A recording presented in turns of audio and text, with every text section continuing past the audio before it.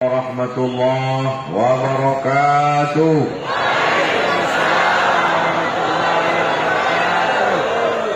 Bersyukur nikmat hidup, nikmat sehat, nikmat iman Islam dengan mengucapkan Alhamdulillahi Rabbil Alamin.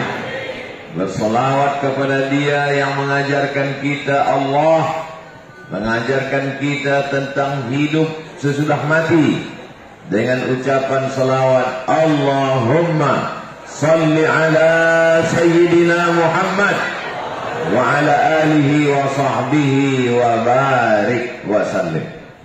Al-habaib al-afadil al-ulama al-ajilla matta'ala Allah bituli umurihim.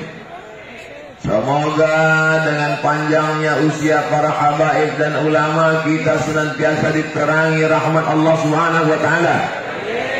Semua yang hadir ini diampunkan setiap salah dan dosa-dosanya, diangkat derajatnya, dimasukkan Allah ke dalam surga Jannatul Firdaus. Jamaah yang dimuliakan Allah Subhanahu wa taala, man shalla subha fi jama'atin, siapa yang salat subuh berjamaah, kana fi zimmatillah, maka dia dalam tanggungan Allah Subhanahu wa taala. Man shalla subha fi jama'atin, siapa yang salat subuh berjamaah, fa ka'annama shalla al-laila kullah, dia sama seperti orang yang salat sepanjang malam. Man shalla subha fi jama'atin, siapa yang salat subuh berjamaah, thumma qa'ada yadhkurullah, sesudah itu dia duduk berzikir mengingat Allah, thumma yusalli rak'ataini, sesudah itu dia salat sunat 2 rakaat, kanat lahu ka'ajri hajjatin wa umrah, dapat pahala macam haji dan umrah. Tamah, sempurna.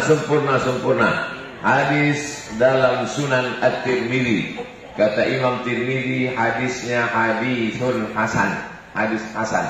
Maka nanti kita masing-masing yang bisa salat sunat 2 rakaat, yang bisa, maksudnya yang bisa. Ini banyak tak bisa nampak. Mohon maaf para habaib, saya duduk, saya berdiri di tengah para habaib, mungkin tak sopan. Mudah-mudahan Allah mengampuni silap salah saya.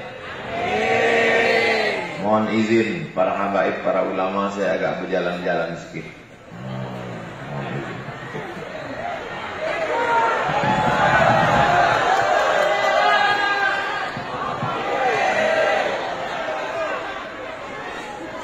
Pada tarikh hijrah sanah 1238, pada tahun 1238, pada sehari bulan Muharram, pada hari Selasa, pada ketika itu Paduka Sri Sultan Syarif Utsman bin almarhum Sultan Syed Abdurrahman bin almarhum Syarif Al-Habib Hussein Al-Qadri membuat ini masjid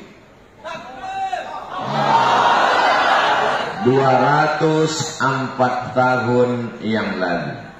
Tadi saya tanya Habib Abdurrahman bin Ali Al-Mutahhar, Habib, masih asli kayu-kayunya ini? Kata Habib Abdurrahman bin Ali Al-Mutahhar, masih Ustaz Somad, itu kayu bulat. Beliau menjawabnya lembut dan serius. Andai saya orang sini, ada orang bertanya, Ustaz masih asli itu? Kalau tak percaya, antukkan kepala kau.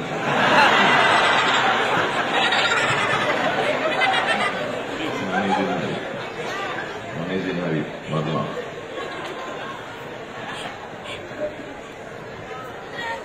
Apa pelajaran yang bisa kita ambil?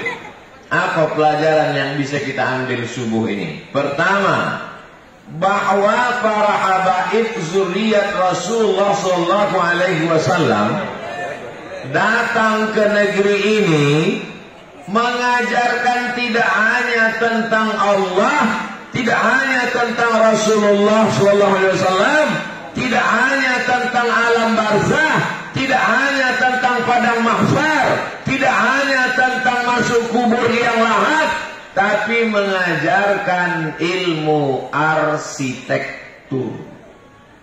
Cantik tak masjid? Malam sore kami naik kapal, di tengah perjalanan menuju Masjid Jami'atul Ihsan semalam, pas azan maghrib kami lewat di sini, dipoto. Cantiknya. Tengoklah di Instagram kami. Dari luar cantik, dari dalam cantik. Kalau ada orang tahun 2020 membangun masjid cantik biasa, tak ada yang luar biasa. Tapi tahun 1771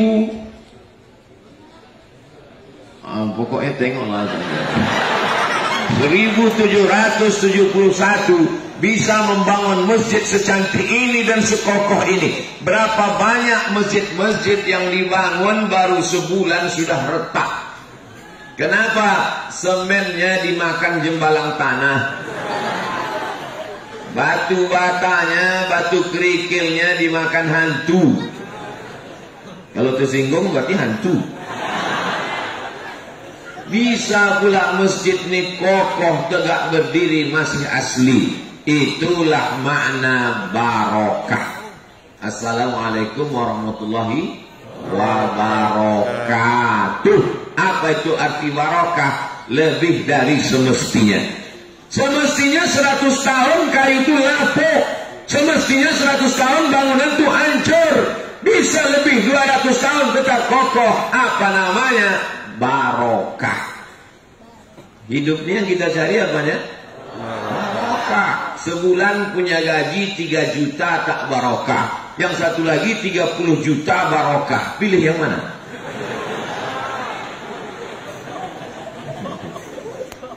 Ada orang menikah, doanya barokah.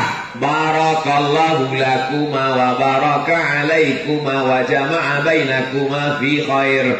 Ada orang punya anak, doanya barokah. Barakallahu laka fil mauhub wa syakartal wagib wa ruzikta birrad wa balagha asyuddahu. Yang hafal, yang tak hafal gerak-gerakkan yang belum. Berjumpa kita, apa yang kita mintakan? Barokah.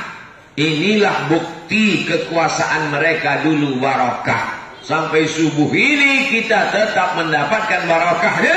Sampai hari kiamat Pontianak tetap kota yang barokah. Bangga tak menjadi orang Pontianak? Kami bangga menjadi orang Pontianak. Kenapa? Karena kotanya didirikan oleh zuriat Rasulullah sallallahu alaihi wasallam. Al-Habib Abdurrahman bin Al-Habib Husain Al-Qadri, itu namanya di atas. Lama saya membacanya tadi. Saya foto bolak-balik membaca. Itu pun ada beberapa huruf hilang. Mohon maaf Habib, nanti mohon diluruskan, dibetulkan. Saya cuma mau mengajarkan anak-anak kita supaya dia mengerti, melihat dan bertanya.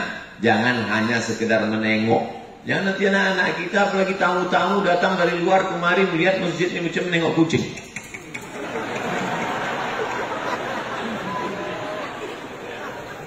Bagi yang mengambil pelajaran, itu menunjukkan dulu sebodoh-bodohnya orang Pontianak, sebodoh-bodohnya orang Melayu, tidak akan mungkin dia buta huruf Al-Quran. Betul? Kok betul? Sebodoh-bodohnya orang Pontianak, tak mungkin dia buta huruf Al-Quran. Betul? Kok betul? Apa alasannya? Karena mereka pakai huruf Arab. Huruf Arab 200 tahun yang lalu. Sejak kapan A, B, C, D, E, F, G, Z ini datang? Oh, kalau gitu Ustaz Somad anti huruf Latin. Tidak. Saya tetap bisa tulis huruf Latin. Bukan cuma huruf Latin, bahasa Latin itu pun bisa saya. Semalam waktu kami lewat ada bule di situ. Hi, how are you? Kata saya. Bisa, tahu saya. Cuman kadang kita jumpa sama bule, how are you? Wis berang-berang dino kene gitu.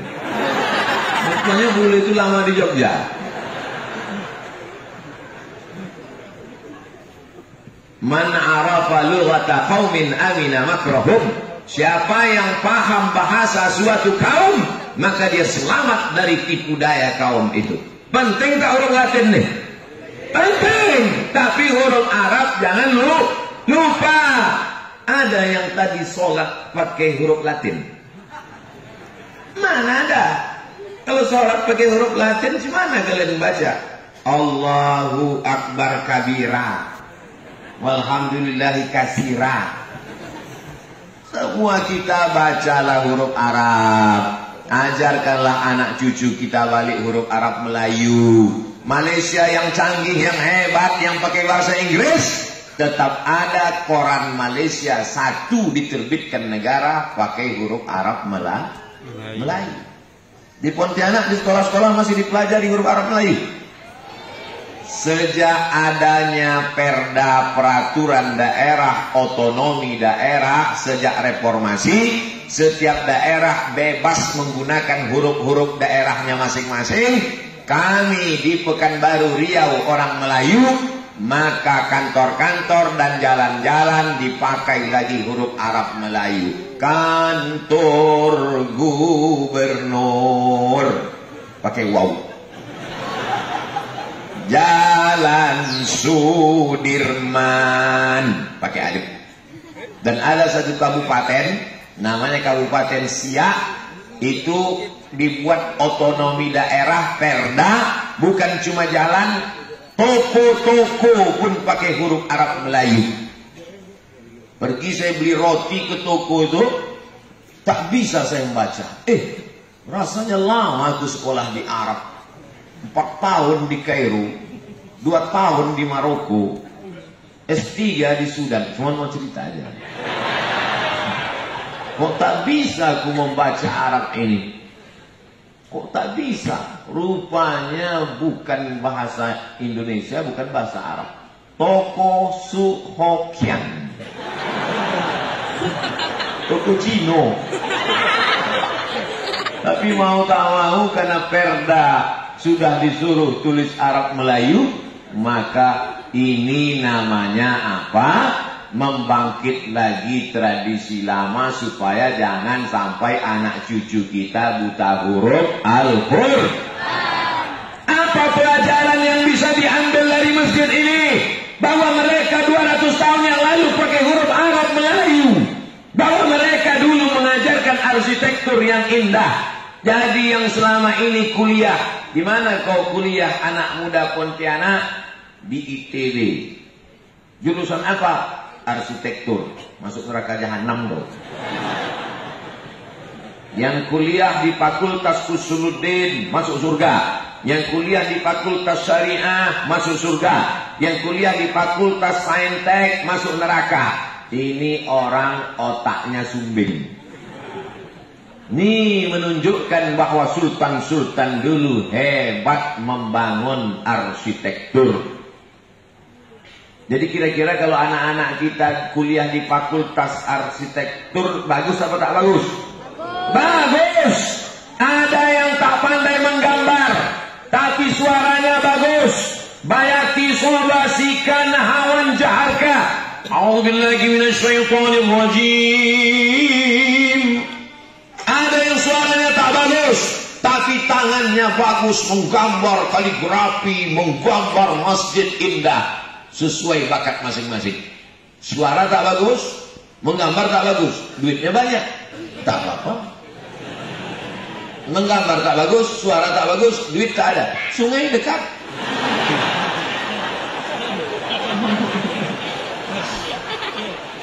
Tidak ada anak-anak kita ini yang tidak punya bakat yang bagus. Oleh sebab itu, maka masjid ini memberikan pelajaran-pelajaran yang bermakna. Anak muda Pontianak yang sekarang kuliah belajar arsitektur, lanjutkan. Setuju? Gambar masjid yang cantik-cantik, kombinasi mendominasikan berbagai macam budaya, Eropa, Amerika, Asia. Tapi Melayu jangan pernah tinggalkan. Betul? Gantungkan cita-citamu setinggi di langit, tapi kakimu tetap jejak di Pontianak. Jangan sampai kaki kau tak jejak. Kalau kau menggantung di atas, kaki kau tak jejak, berarti kau kuntilanak. Nah, ini pelajaran bermakna. Mereka dulu datang ke negeri ini bukan cari makan. Ini mesti diluruskan ini. Ini banyak otak-otak sungsang yang tak paham. Dianggapnya mereka dulu datang ke negeri ini mencari makan. Pergilah kalian ke Yaman, Hadramaut, Tarim, Son'a. Negeri itu subur, ikannya di tepi laut. Bukan, maksudnya ikannya tetap di dalam laut. Negeri ini di tepi laut. Coba tengok Yaman itu, hijau, bagian gunungnya hijau, cantik Yaman itu. Mereka ke negeri ini bukan mau cari makan. Mereka ke negeri ini mau mengajarkan kita la ilaha illallah.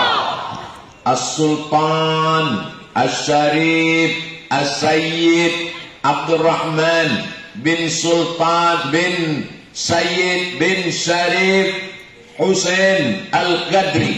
Al-Qadri itu dari mana Pak Ustaz? Dari Yaman.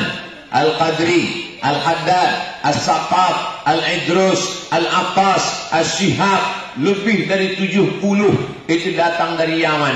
Nabi kan di Makkah, Nabi kan di Madinah, mana ada Nabi dari Yaman? Kau kalau bodoh jangan ngajak-ngajak orang. Lu bodoh sendiri aja. Bodoh buat grup.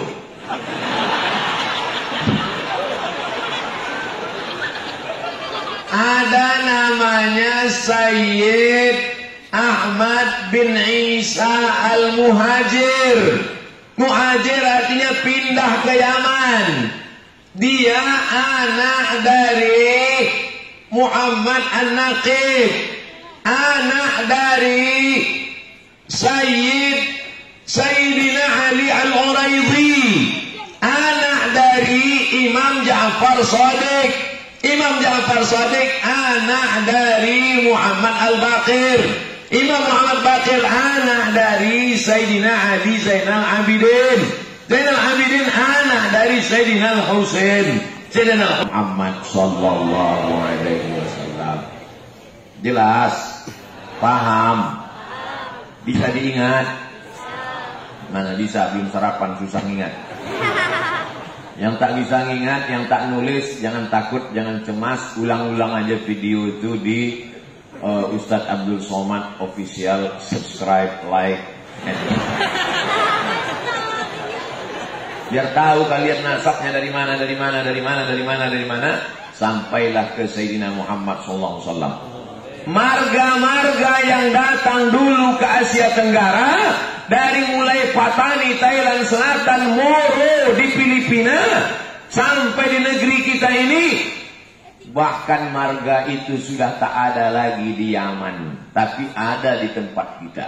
Contoh marga yang tak ada di Yaman, zuriat Rasulullah, tapi ada di tempat kita, Barak Bah. Di Riau masih banyak Barak Bah. Di Pontianak ada.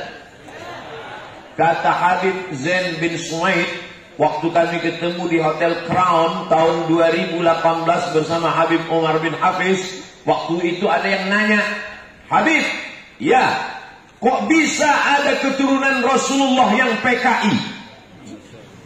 Profesor yang nanya waktu itu. Mana contohnya? DN Aidit. Aidit itu kan marga keturunan Rasulullah. Kok bisa komunis? Aidit dijelaskan sama Habib Zain, ketua persatuan zuriat Rasulullah SAW. Naqabah Alawiyin. Kalau di Mesir namanya Naqabatul Ashraf, di samping Al-Azhar Kairo. Siapa yang hidupkan mercun?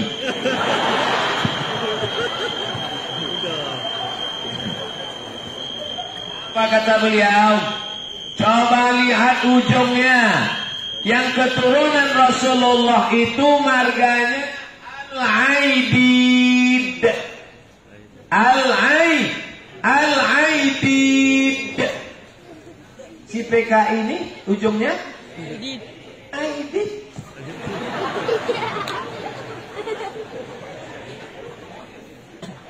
Nabi kalau jumpa sama orang Yahudi, jumpa sama orang Islam, assalamu alaika ya Rasulullah, assalamu alaika ya Habibullah. Tapi kalau jumpa sama orang Yahudi, apa kata orang Yahudi? Assalamu alaika. Diplesetkannya dari assalamu alaika, assalamu alaika, keselamatan untukmu. Assalamu alaika, matilah kau. Kerja Yahudi suka pleset-pleset. Begitu juga lah diplesetkannya ahli bait. Dari aidid, disangka orang pelecehan. Oleh sebab itu ini mesti dijelaskan. Setelah dijelaskan oleh Habib Zain bin Sumit, barulah profesor tadi mengangguk. Oh, bulat. Jelas? Hati-hati komunis bermain memplesetkan sikit saja. Nanti tiba-tiba ada PKI namanya UAS, Ustadz Abdul Somad. Tengok ujungnya, yang asli D, Abdul Somad. Yang PKI Somad.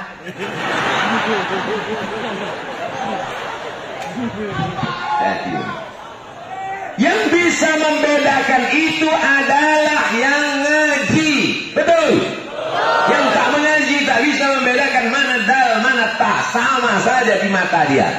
Tapi yang mengaji, tahu dia mana dal, mana ta, mana bod, mana po, mana a, mana za.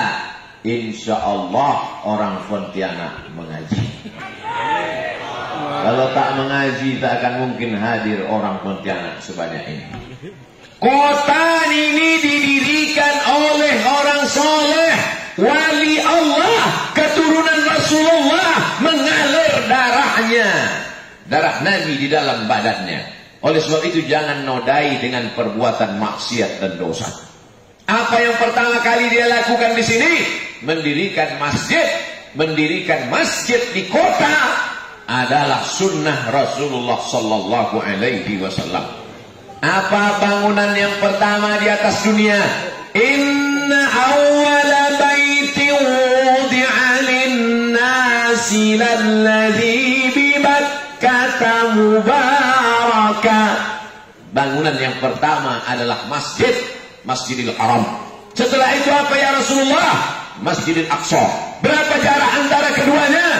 40 tahun. Apa yang pertama kali dibangun di luar tanah haram? Masjid Quba. Apa yang kedua? Masjid Nabawi. Maka mendirikan setiap kota adalah membangun masjid. Kota Pontianak, kota sunnah. Jadi kalau begitu yang tak ikut sunnah, kota bid'ah. Al-habaib al-afadil, al-ulama al-ajillah, nafa'anallahu bi waziri ulumihim wa bi husni adabihim wa lutfihim. Habib, barakallah. Berapa pelajaran yang sudah bisa diambil tadi? Mengajarkan arsitektur, tulis menulis, membangun kota mesti dengan membangun masjid. Maka berpikirlah anak muda Pontianak sebelum mati bangun masjid. Siap? Siap. Banyak yang tak siap sampai. Tanam